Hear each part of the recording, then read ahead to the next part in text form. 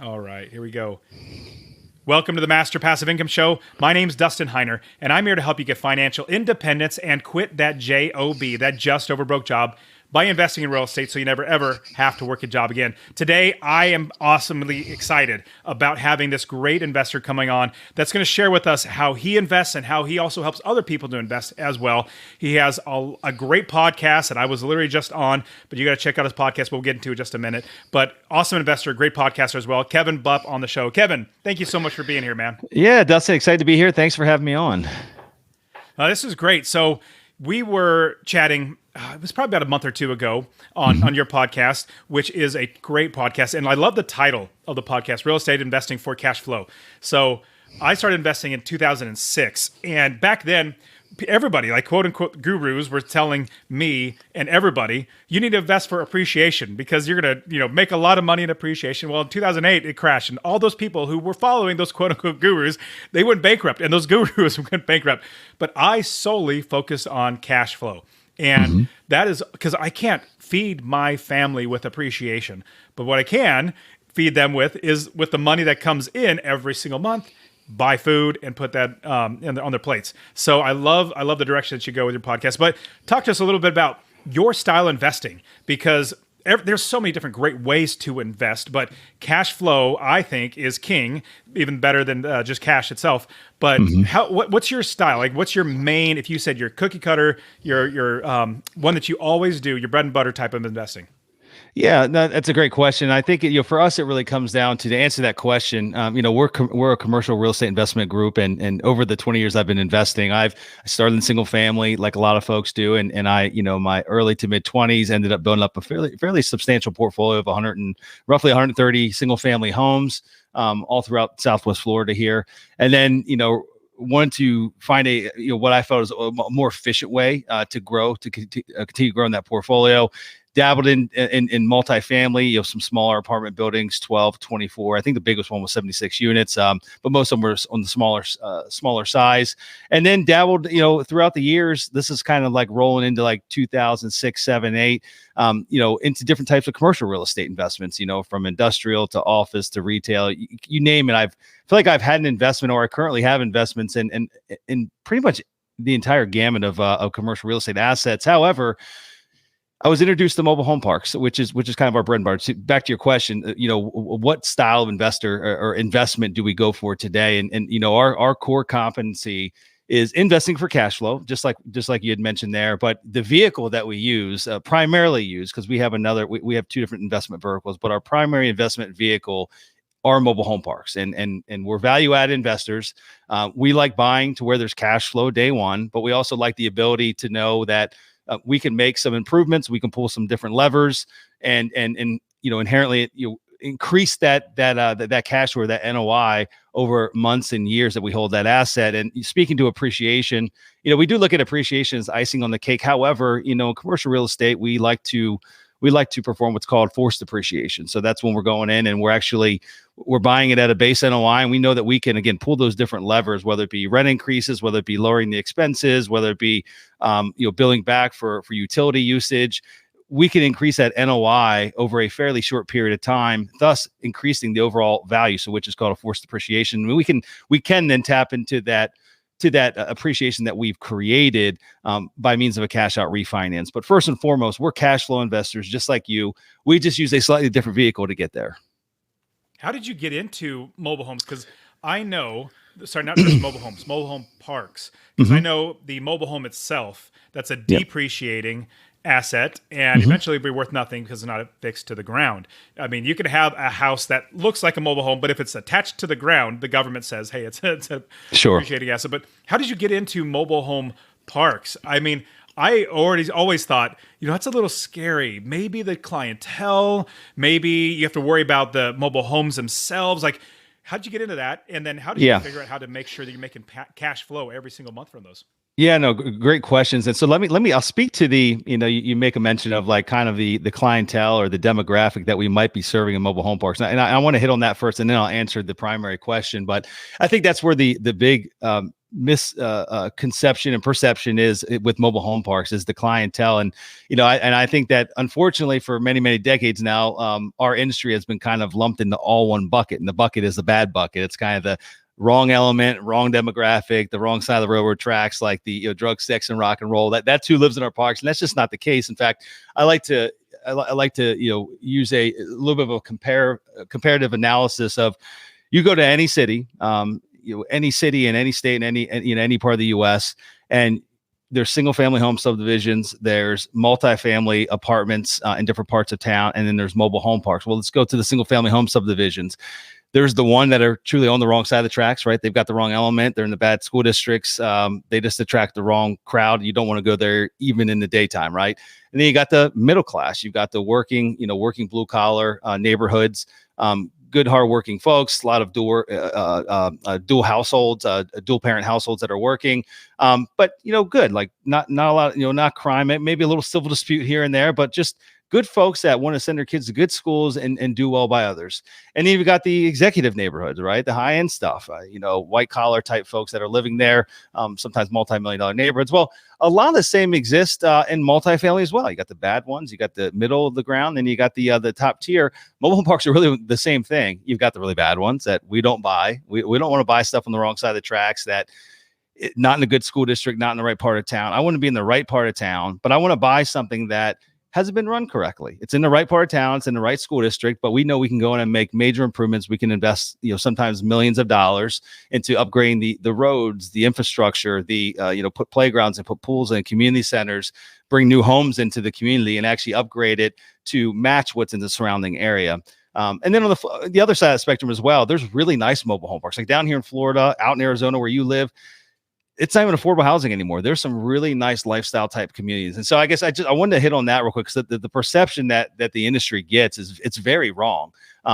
It's, there's very nice, there's very low end, and then there's right in the middle as well. And so, back to how we got into into this sector. It was, can I ask you a quick question? Yeah, sure. I definitely want to get into how you got into it. Yep. Tying on to that. So I've come across or driven past, mobile home parks that look maybe, I don't know, let's say C or B. Are you able to, because you said value add, you want to get in there and make it better, nicer and stuff like that. Is that something to where you actually get rid of the old mobile homes and get a new actual mobile homes that are really nice? Or can you get it from a C to a B or even a B to an A? Yes. I mean, here's at the end of the day, location is key to everything. And so I can, if I've got the property of the park, the community is in the right location, right? Again, like good school district, good part of town, path of progress, good surrounding neighborhoods, but it's got a bad element in there because it's just been running correctly. The current owner hasn't infused capital back into it. They haven't kept up with the roads or the common areas. They haven't had a good screening process. They've let the wrong tenants move in. And so, we can get rid of we can fix all that. As long as I've got a good location and I know that there's a demand for affordable housing in that marketplace, I can get rid of all the bad. I can make improvements and I can attract really good people to that location. To speak to your question of the homes, we own mobile home parks where we've got homes in them from even dating back to the 60s. I know we've got a lot of parks we brought brand new homes in. In fact, right now, today we have 4 brand new homes being delivered to one of our communities up in Illinois. And so it's all dependent, because just because a mobile home might be old, if it's been maintained just like you should maintain your home, they can last a very long time. You can remodel them. I mean, like, we've got some parks that have got homes that are built in like the late 60s, early 70s that you walk inside. I mean, it's drywalled. It's got LED lighting. I mean, it's been upgraded. Kitchen's been upgraded. The bathroom's been upgraded. They might have put vinyl siding on the exterior that might have been, maybe metal sheathing before that, and it does not look like a 1960s home. It looks like a fairly new home. And so, there's lots of different considerations there of whether or not we might bring new homes in. But if it's a home that's long gone, if we buy the community, let's say that we're getting rid of the bad elements. Some of those bad elements might be old, beat up homes that just aren't worth putting money back into. If we can just buy a new one and just plug and play for less expensive than what's going to cost to refurb this one, then we absolutely hands down do that. So we can get in, like right now, the units that we're bringing to our community today, these are brand new. They're made by Champion, which is one of the major manufacturers. They're 3-bedroom, 2-bath. They're about 1,200 square feet in size, and they're probably what you'd classify as like mid-tier quality. So not like complete low-end builder grade and not super high-end quality, but right in the middle of the realm. And our price on those, our dealer price of what we were paying for them is roughly $58,000. And so, I mean, you can see it's, $52 or $3 per foot for a brand new home. That's basically got the same fit and finishes as what you're going to find in a lot of the, apartment complexes that were built in the last 10 years, like just a traditional, not like high end luxury, executive, but just the normal run of the mill apartment complex, the same fit and finishes that you're going to find there. So we will absolutely bring new homes in. It breathes new life into the community, but it also allows us to attract, again, a better element, than trying to rent out or sell an old beat up rusty trailer. So let's I definitely want to hear how you got into it, because you went from single family homes and commercial as well, but then you have your bread and butter being the facility. Like it's not just the mobile homes themselves. You own the park and the homes. Like, but how did you get into that? Because that's not the easiest thing to get into. And we don't, for the most part, we don't own the homes. And so even when we bring brand new homes in, the primary objective, and it's not 100% all the time, is to sell the homes back to a new homeowner. And then they pay the lot rent. So like in a perfect world, we're not in a perfect world, but if it was perfect, we wouldn't own any of the mobile homes. We would just own the land and the infrastructure and rent the lots. And then, because along with the homes comes just like the normal maintenance and upkeep you would have with a traditional, standard rental. We've got, roofing, we've got plumbing, AC, all that kind of stuff. You got turnovers when people leave. You got to go in and make ready again. You've got downtime where you're losing revenue.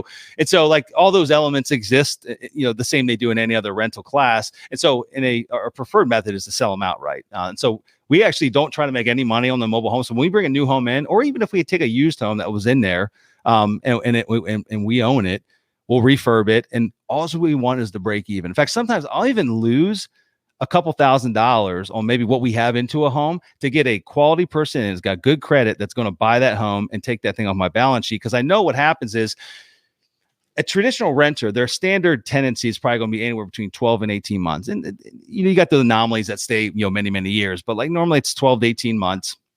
Whereas we've got homeowners in some of our communities that have lived there for 45 plus years. When they're a homeowner, it becomes very much like someone that's living in a single family home subdivision. They live there, for many, many years. And let's say they have to move, they get a job transfer, or, they just want to move to a larger home or a different neighborhood. They continue paying that lot rent. They put the home up for sale. Someone else buys it.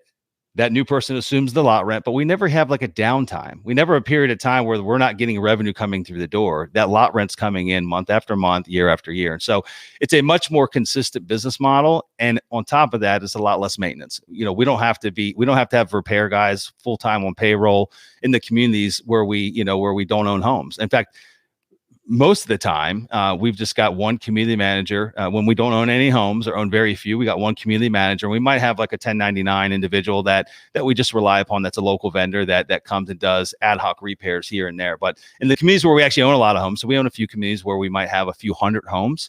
In those instances, we've got, the staff is massive, right? We've got 2-3 full-time, maintenance guys on payroll. In addition to that, we've got a lot more management staff, because we're turning units. We're having to, do a lot more leasing and turnover and make readies. And it's just, there's a lot more moving parts. And so our preference is to always literally own 0 homes. And so we always continue sell the homes in our portfolio.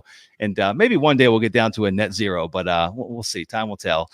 Because when we bring these new homes in, sometimes we end up having to rent some out. This is dependent how fast we can absorb it in that marketplace. So we might sell 70% of them and then have to rent the other 30%. And then over time, we'll try to convert those rentals into homeowners if we can.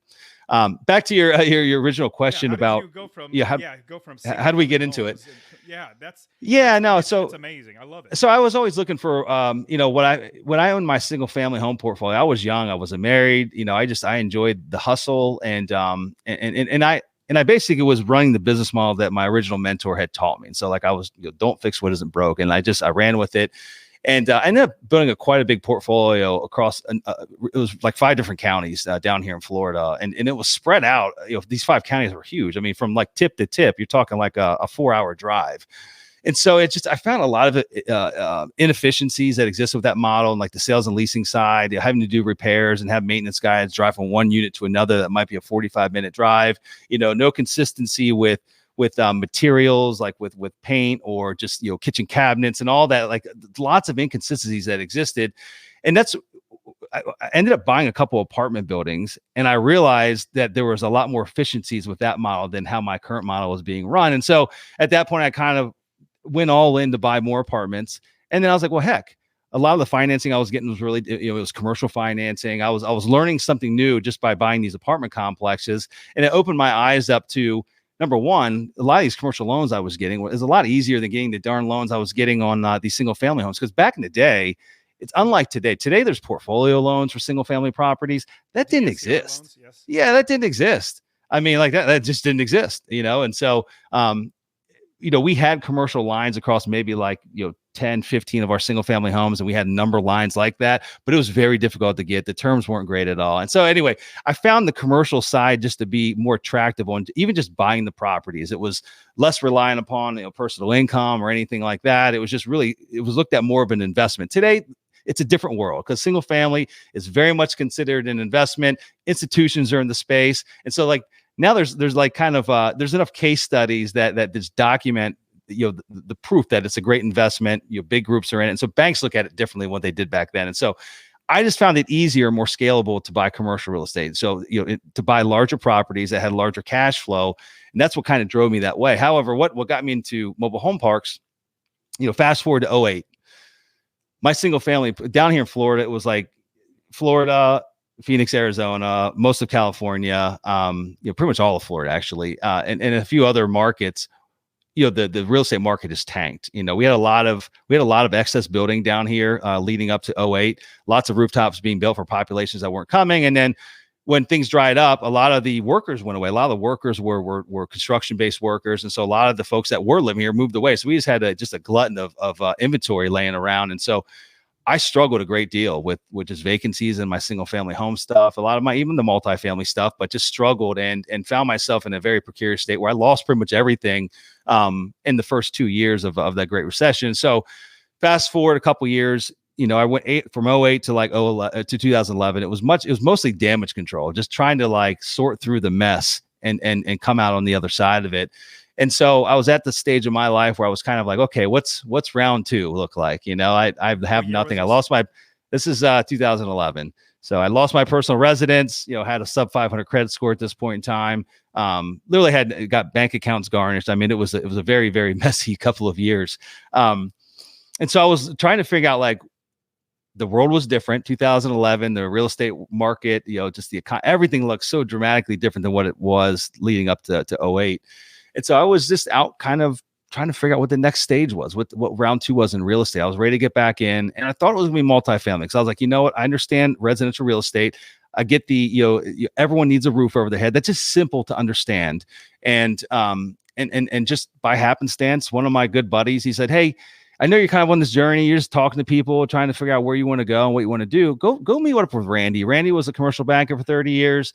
He just retired a couple of years ago. He's a cool dude. He's really smart, and he's local to you. I'll introduce you guys. Go meet up with him for lunch. And no agenda, no objective at me other than meeting someone new and just trying to expand my network.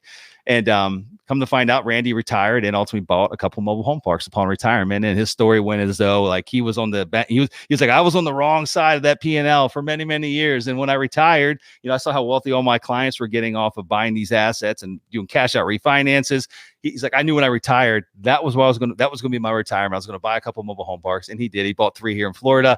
And anyway, the conversation over 2 hours turned into why mobile home parks were so great.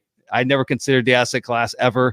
And he intrigued me so much during those 2 hours that I left there. I was like, that's it. That's what I'm doing. I'm at least going to go buy one. I'm going to go buy one. I'm either going to approve or disprove, right? What Randy's thesis is. And I did that. It took me about 14 or 15 months to buy the first one. Bought it up in Atlanta, major turnaround, major stress property. And nothing that I was scared of by any means. I've done it many, many times over, at least not in that type of asset, but with residential and other types of deals. And literally owned that property. That was 2012. Owned it up until I think about 2 years ago. But anyway, bought that first one. It was a major turnaround. Took about 8 months to stabilize it. Literally did a cash out refinance within a year. Got all my original capital back. All of our I had one private investor that helped fund the deal. Got him paid back. And literally that one deal alone, after after that cash out refinance, getting all my money back out after debt service and everything, it cash flowed nearly $100,000 a year. That one, it was a 34 unit mobile home park. Net cash flow after debt service, after all expenses, it cash flowed nearly $100,000 a year. I was like, okay, there's something here. So I went and bought the next one, then bought the next one, then bought the next one. And here we are today, I don't know, 50 some odd mobile home parks later. And, we're spread amongst 15 different states now.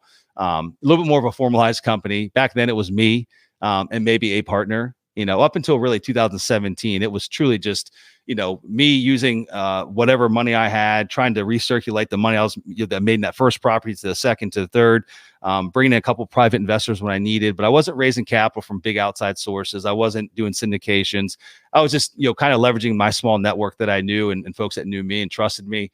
And then come 2017 is when there was enough demand. I had enough folks reaching out to me, a lot of it through my podcast. I would talk through case studies on my show of the deals we were doing, and for no purpose other than just to share, and the excitement and just the fun things we had working behind the scenes. And I had a lot of folks reach out saying, "Hey, I'd love to put some money in your deals, put some money in your deals." And so in 2017, we formally launched our first, the company Sunrise Capital was formally created, and myself and a partner launched our first we're in our fourth fund now, but it was our first fund, mobile home park specific fund. And that was 17. And again, and from 17, I think till today, within the company, we've done over 40 mobile home parks. Today we own, I think 18. We're in 13 different states at this point. And, I think we've owned it as many as 18 states. And anyway, so it's been a fun ride, and we love the asset class, and it's provided a great deal for our investors and our families. And we just really enjoy it. So I love the idea of you selling the mobile home to an actual homeowner. I'll give you an example. So when I first started investing, it was in Youngstown, Ohio. And I definitely don't suggest any of my students or anybody to invest there. It's really, really rough. It's a tough market. It's a very, very tough market. You have to have a really good property manager, and they're hard to find there. So the properties that I have, though, there, I've turned them into rent to own. And with that, the great thing about the rent to own, number one, I don't have any expenses other than the taxes. But I said to the tenants, imagine me as the bank. Eventually, you're going to own the home in 10 years. And so what I have now is just cash flow, which is great. And I actually have somebody that's going to own a house, which is going to make the economy better. Like people, when they own the house, they own where they live. They have so much more pride in that. They're going to take care of it as opposed to everybody renting. So that's another big one. Blessing another family is another big thing. But I love your model too. So as soon as the rent to own is done, I don't have any more money coming in. As soon as you're done, they own it. You're making money still. Like you're just making money because they're renting the land, which is, and obviously the infrastructure and everything. But I love that business model. So talk to me a little more about that. If somebody were to get into, let's say, down the street, I saw there's a 30 plus unit mobile home park. I want to try to buy it. What would be the number one things that they need? Like the step, obviously contact the seller and all that sort of stuff. But like once you acquire it, is there a secret sauce for making sure that you're getting your cash flow as high as you can quickly? Yeah, I don't know if there's a secret sauce. I mean, number one, location is important, right? It's got to be in the right market. You got to ensure that, for example, like I guess using Youngstown, Ohio is it might be maybe not a great example, but like affordable housing is a problem in the majority of the country, but not the entire country. Like there are markets, Flint, Michigan's probably a good one, right? You can go buy a home in Flint, Michigan for probably $40,000, $50,000. And there's probably other markets like that in rural Midwest areas, or just, maybe the South, like in Louisiana, rural parts of Louisiana, Mississippi, things like. I'm sure there are areas where affordability isn't necessarily the problem. Jobs are a problem, and just folks don't have money. It's just a poor area. And so long as you're not buying, I don't have the secret sauce for how to fix that. Right? You can't fix the neighborhood, but if you buy a bad property in a good neighborhood, then you can fix that because you can attract good folks there if you do it right. And so it's locations first and foremost, and then a couple other considerations. I think just to look at some of the big, I guess, gotchas that might trip you up that you need to be kind of eyes wide open about is infrastructure is a big one. Like most of the time you buy the community, you own not just the roads. You can see the roads, you can see the condition of the road, and so that's pretty easy to evaluate. But what you don't see is underneath the roads, right? The water lines, sewer lines.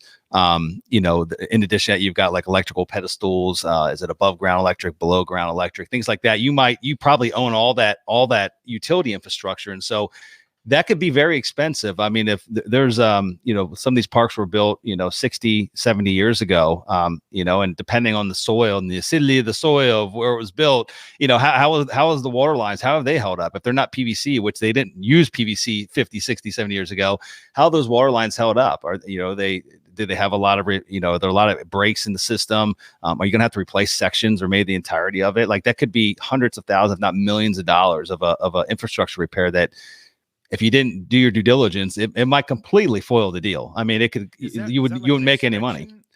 Yeah. So, I mean, we go through, we go through and, with like the sewer lines, we hire plumbers that have specialty equipment. They go and do sewer scopes. And so they'll send little cameras through all the sewer lines and identify, is there a lot of, number one, what's it constructed of? What material is it made of? Because there's some sewer material way back in the day. Only one comes to mind that's just problematic. It's called Orangeburg. It's basically like laminated cardboard. I don't know why they ever used it, but they used it for like 15 years. And then, as you can imagine, once that laminate on that cardboard, goes away, cardboard doesn't last all that well when it gets wet, or all that long when it's wet, it just collapses. So, number one, we run the sewer scope through. We want to see what condition the sewer lines are in. Are there a lot of trees are pretty, but they're problematic underground. So do we have a lot of areas where we got massive root intrusion? We're going to have to remove trees, or just have to budget for a roto-rooter coming out once a month, because we're going to have backups all the time, and things you might not think of. You're like, oh, these trees are really pretty, lots of shade, but like that's going to add $20,000 of expenses every year because of roto-rooter and just having to go in and cut these roots out and do all that kind of stuff, right? And so, as far as like the water lines, I mean, you can typically just dig up a couple areas and find out what the material of the water lines are, and then, the overall condition. You can also look at their P&L and determine, like, have they had massive fluctuations in their water bills over the last couple of years, the park as a whole? If the answer is yes, it's probably because they've had a lot of leaks. They've had a lot of breaks in the line in different parts of the community, and that's pretty much the only thing that causes massive inconsistency in the actual expenses on the water side. You might have a little bit of fluctuations, but not like to the tune of like 10% high one month and then back down again. And so that would be telltale signs that like there's breaks happening. And if it was happening consistently over the last 3 years, the water lines are in rough shape. And like either you're going to have to budget to replace everything, or you're going to have to just budget, like literally you're going to have a cost associated with loss of water. Like you're going to have to eat that bill when it fluctuates like that, because you can't bill back the residents for water they didn't use. If it's just leaking out before it gets to them, you're going to eat that cost, but then you're going to eat the cost of probably having a backhoe come in, literally digging up the road, digging up an area, and just repairing that water line, which can be thousands of dollars to have a plumber do that. So those are big ones. I say outside of that, we see a lot of properties, and we own a number of parks that are on private utilities. So like septic systems for sewer. We have a few communities that are on wastewater treatment plants. So it's basically a miniature version of what like our municipalities use to treat sewage. It's typically they're in parks that are in areas where maybe they're not rural, but they're in an area that doesn't yet have public sewer run to it, or there's maybe not a plan to have public sewer run to it. And so you have to treat your own sewage. And so those are specialty. And they're, we get engineers involved to inspect them. And because it can be the difference of, this thing seems like it's running fine, but all of a sudden, you've got $400,000 worth of repairs. You got to upgrade blowers. You've got infractions with the EPA or whoever the regulatory agency is. You didn't do your due diligence, and you've got, code violations. All this kind of stuff can like creep up and cost you a lot of money. And so infrastructure is the big one. Then outside of that, normal stuff like just verifying financials, making sure that, like take the rent roll and take the P&Ls, and then make sure you got bank statements showing that the money's actually going in. They're not just, fabricating renters or homeowners or bodies in those units. And I've never had that. We've never had that happen. I've heard of horror stories, but just really cross-referencing everything like you do with you would do that with a normal deal, right? Like you just got to do all your due diligence. And if you're not the guy to do it, like, for example, I'm not an engineer. I can't tell you if a wastewater treatment plant's bad or if it's going to need certain equipment. I'm not a plumber. I cannot tell you, what condition. If I looked at the sewer scope, I can visually see some things, but I'm going to rely upon an expert to tell me, like, really help me put together a budget of what's going to cost me to, to budget for continual repairs or to replace, and so that I can kind of run a pro forma, but get experts involved around you to give you the right guidance so that you can make an educated decision. So again, lots of things that you would do in any type of deal, but absolutely. And the little bit of money that you would spend on an inspector or engineer, I mean, it's going to be a little bit of money, but it would be, you might be thinking, oh man, I don't want to spend that, but it'd save you so much if you do that inspection. Even just think of a single family home. A lot of people say, well, Dustin, should I actually get a home inspection? I'm like, absolutely. Well, it's going to cost $400 before I even own the house. I'm like, yes, but it's going to save you lots and lots of money. That's right. Same thing with having engineers or having people that are smarter than us look at this stuff, that do this all the time. Now, I have a question for you. So you covered a lot of potential problems as well as expenses that we're going to have. How do we make sure that we're making cash flow on these? Because you have, let's say a 30 unit facility. You have 30 units there. You have to make sure that they're rented. But like, how do we make sure that we're making passive income? Because like that story, you're buying your first one, making $100,000 a year. That's phenomenal. How do we make sure we do that? Yeah, I mean, I think it's just, it's a lot of it comes down to simple math. I mean, you got to know, number one, what the market is. Like if you're going to buy a park, let's say let's just say they're all lot renters, all the homes are owned by the residents. It keeps it simple for the purposes of this kind of example. You want to, number one, let's say the lot rents are $300 a month. Like, do your market study and find out what the competitors are at. I mean, is there some room there? Can we push rents to $400 a month? And typically you're not going to lose any of the residents. If you find the market's at $500, you're currently at $300, you got a $200 delta that you can ultimately, increase rents over time. I suggest not doing it all at once, because that's just such a inconsiderate large increase that folks have to bear. But you'll find out there's a delta there that you can increase rents, number one. So do the market study. And then once you understand where you're currently at today, like gross potential income with where the rents are and then where you intend to take them, it's really just a matter of doing some simple math. I mean, you can look and see what the property taxes are. You can look and see what the insurance is going to cost you. You should be able to look and see what their current expenses are, but get your own quotes. A lot of times I'll find they're underinsured, and so their insurance might not be adequate, and which is why it's only $1,800 a year, whereas it might be $4,000. So go ahead and get your own quotes. The taxes, you can do simple math on that. You can look up tax rolls on the county website, but also be understanding that if they've owned this for a very long time, there's a really good chance that it's going to get the taxes are going to get reassessed, and it could be a substantial jump. If it's currently assessed at $1 million and you're paying $3 million for it, depending on the county, every county is different. You need to understand what the formula is and how they look at sales, and does it trigger a reassessment? And if so, how much is it going to be? But you can get that information by calling the county. And so again, taxes are big, insurance is big, and the debt. Those are the big three. You got repairs and maintenance and things like that you have to kind of budget for. But you just really, you can back into, am I going to be left with any money over when this is all said and done? And then try to figure out what your cash on cash return is going to look like. Am I net positive on the cash flow after debt service and all those expenses I've kind of lined out? If you're net positive in cash flow, then you've done well. How well, I don't know. It all depends on like what type of returns you want to be hitting. And you can just do that simple math based on how much of a down payment you had to give, or what was the overall equity investment you put into the deal. And then basically, divide that with the cash flow that you're able to achieve on an annual basis. And that will tell you what your cash on cash return looks like. But, I'd say the simple back of the napkin, don't ever buy something on the back of the napkin, but the simple back of the napkin is just assume that you're going to have anywhere between a 35% and a 40% expense ratio. And so again, you got your gross income, go ahead and multiply that by, 0.65 or 0.6, and then come up with what you believe your NOI is going to be. And that's before debt service. That's before your debt service, and then figure out what your annual debt service is. And again, see if you have anything left over. Like, that's a simple back of the napkin. Don't buy it that way, but it'll give you a gut check. Like, is this thing is there no way to make this work? Or, this seems interesting. I need to dig a little deeper. I need to get real accurate expenses now so that I can really hone in and see if this thing, how profitable it can be. Because it looks pretty good now, but I need to it might not be 40% expense ratio. Like once you actually start lining out the taxes and insurance and what you think the repairs and maintenance are going to be, it might only be 33%, right, on an annual basis, which means that it's going to look a little better than what your back of the napkin was, or it could be quite the opposite way as well. So, Could there be a way that, let's say 30 units or 30, actual mobile homes, is there a way to give like a bare minimum? Like if you're not making $500 a month per unit or whatever, $200, whatever in passive income, is there a way to have that as like, if you don't get this, then don't buy it? Yeah, not.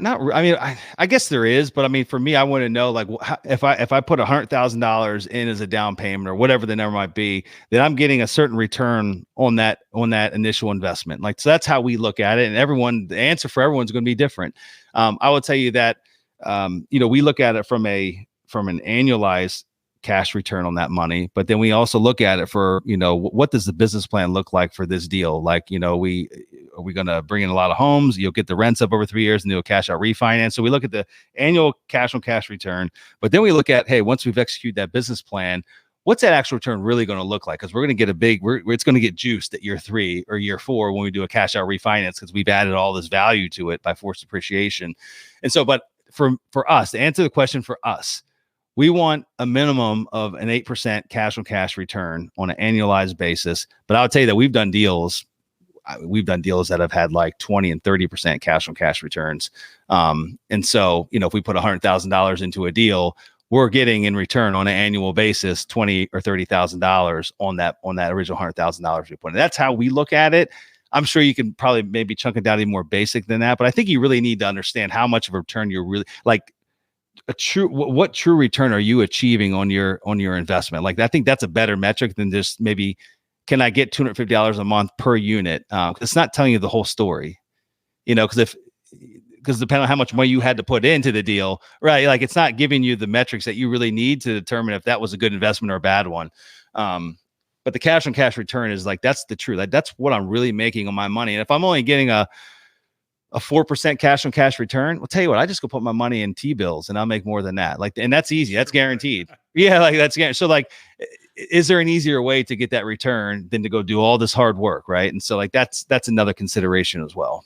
That's a great point. So why would you ever sell a mobile home park? You said you sold at least one like a couple of years, but like, why would you sell those? Yeah, it's a great question. I mean, there could be a number of reasons. So we sold quite a bit from our company, late 2020 through 2022, and the first consideration for selling something might be, and we own things in funds, and so there's got to be a life cycle of the fund. There's got to be a clear path to get all of our original capital back to our investors. And so each one of these funds might own a dozen properties. And so first we start looking at, which ones have we fully executed our business plan on? Which ones have we truly forced a lot of appreciation? Because those allow us to start getting big chunks of money back to our investors, getting them the original capital back, which basically de-risks the entire investment for everybody involved. So we look at it from that perspective. But then we also look at, the deals that maybe we bought a park in, call it middle of Georgia, a particular city. I don't know, just throwing it out there. And the only reason we bought that, in fact, we have one today. It's like 60 spaces. I thought we won't go buy just a 60 space property that's not within driving distance of something else we own, because we lose economies of scale. We lose efficiencies because if someone's got to fly there just to go there and then go back just to check on a couple times a year, it's incredibly expensive. It's very impactful to that P&L statement for that one small deal. And so we might identify a property like, gosh, we thought we were going to expand more in this area, and we just haven't been able to. We haven't been able to buy more property to justify being here. And so for that reason, we've already executed the business plan. We got a lot of equity in it. Let's just sell it, because we don't see ourselves growing in this marketplace. So that's one reason. That's typically the primary reason. Outside of that, I will say that as you own properties, you always have a certain perspective going in. Like, you think, you eyes wide open. I think I see everything, but just there's always some type of skeleton. There's always the gotcha of some sort, some bigger than others. And some properties just perform better than others, and some perform worse than others, right? Like, you have a certain expectation. Sometimes it's met and sometimes it's not. And so ideally, if for whatever reason that property just hasn't just hasn't, it doesn't mean it lost money. It just means we're putting a lot of energy and effort into it. It just hasn't really met our performance metrics for a number of years in a row. And, while we could continue on, maybe someone else can do it better than us. Let's move on. Let's take our chips off the table on that one and let's pass it on to someone else and give them a run at it. So we've sold a number of properties for that reason. Not that there was anything wrong with them. They didn't, maybe we thought they were going to be a triple and they ended up being a double. And we just felt as though we'll never get them to the triple status. They're always going to be a double. And for that reason, it's a good one to actually sell out of the fund and get some more capital back to our investors. And so really what we attempt to do with our funds, again, maybe we have a dozen properties in there. Maybe we'll end up selling 4 of those properties out of the 12. The other ones we'll do cash out refinances on. But what it leaves us with is, number one, all of our investor capital back. And number two, it leaves us with the 8 best properties out of the 12 that were in there. The ones that we really wanted anyway, the ones that we worked out the kinks. We identified that these are the absolute winners. These exceeded expectations. And for that reason, instead of selling them, let's just play the cash out refinance game. It's tax-free money. We get all of our investor capital back and we continue to ride that cash flow wave for as long as we'd like to ride it. And so we've got a number of assets that we own just like that, where we'll own for a very long time and that we'll just never sell. So again, never a perfect answer of like why we might sell, but like those are some of the big considerations that we look at. Yep. Well, that's great, Kevin. I mean, I could definitely keep talking to you forever about this stuff, but I definitely want everybody to know how to find you, check out your podcast and everything that you're doing. Share with us how people can either connect with you or find you on your podcast or something like that. Yeah, no, it's great. I appreciate that. So I guess first and foremost, if you want to learn a little bit more about our company and what we do, you can go to investwithsunrise.com. And, there you're going to learn about Sunrise, about the company. We buy mobile home parks. One thing we didn't talk about today, we also buy parking investments. So parking lots and parking garages. Those are basically our 2 verticals, mobile home parks and parking. You can learn, what type of assets we own today. We do have an offering open right now. But we've got a lot of other information on the website. We go as far as putting case studies up of historic deals that we either still own today, or that we've exited out of, that we've gone full cycle on. We even go as far as putting up appraisals and things like that. And so anyway, there's a lot of information there. You can kind of tinker around and get a good understanding of our business and what it is we do. And then outside of that, if you want to listen to the podcast, you can find me on iTunes or Spotify or Stitcher or whatever the different platforms that you use, or go to my personal website, kevinbupp.com. That's where I host the podcast as well. So I'm not too hard to track down, especially with my last name. It's kind of unique. So you type that in, like you end up finding me somewhere. Very cool. Kevin, thank you so much for being on. I mean, so lots of great information. You can definitely tell that you know what you're doing. You've been doing it for a while too. So really appreciate you coming on the show, man. Yeah, Dustin, thanks for having me, man. You do a great job here. Keep doing what you're doing. And again, thanks for having me. It's been a lot of fun.